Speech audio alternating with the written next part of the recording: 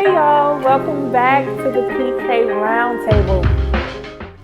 I started working my first job at the age of 13, 14 years old. I was able to get a worker's permit through my high school, East St. Louis Senior High School, that is. East Side, okay. And my mom made me quit. I started working at McDonald's and she made me quit. She said that I just needed to focus on my studies, right? I really wanted to work. Fast forward a few years later, I started working another job, and I've worked about 3 jobs until I'm like, okay, I've had enough, I liked it, but now I want to work for myself. So needless to say, I've worked several jobs, right? And I was just collecting these skills. I've always had really good relationships with my managers and supervisors. So I would collect these skills and I would use these skills when needed.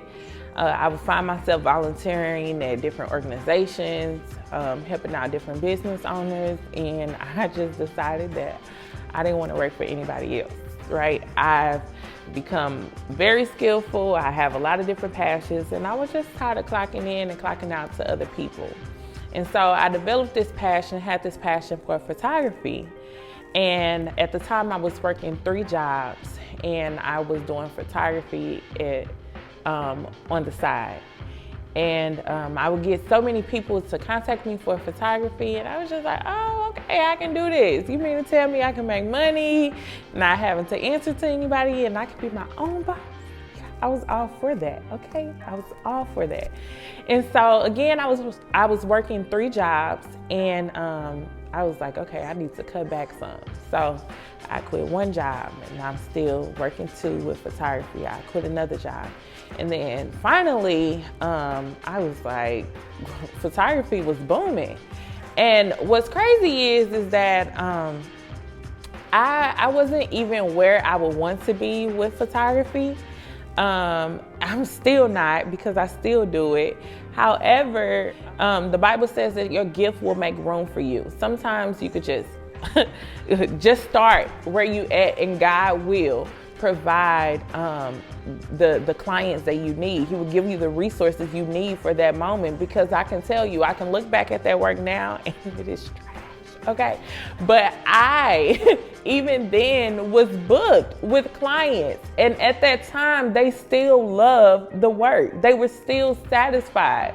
So don't allow skill set, don't allow the lack of education to stop you from just going out and doing it. Anyways, going back, I decided, like, okay, I'm ready to do this. And so my full-time job was conflicting with me booking clients. And so I was ready to take that leap. And I quit the last job out of 3 jobs, and I just went forward. And when I tell you that God completely provided for me, He did. He even provided me with studio space. I mean, my own studio space, rooms, about 3-4 rooms with different settings, closet space, all of that for my props. He provided for me in that season, and I did not even have to pay rent. Full business, okay? And God provided right there on West Main in Belleville, Illinois. I had my own studio space. God will provide. Don't allow excuses to get in your way. And you want to know, fast forward to 4 or 5 years later, where I am now operating for my photography business, my hair business, makeup business, that God is still providing, is because I didn't give myself a plan B. I did not give myself an option to fail. I didn't want to go and have to work for somebody else. And so I didn't put that on the table where if this failed, I can go here. I didn't want to do it. I didn't have that option. All I have right now today, just like I did then, is to make this work. And God has been making this work because I made the decision. I don't take a plan B. Don't take a plan B. Give birth to whatever it is that you believe that God has called you to do. Allow your purpose to match your passion and just go forward. Go for it, okay? Your gift will make room for you. Don't take a plan B. Whatever it is that you want to do it. and watch God make provision for that vision, and watch God make provision for that vision.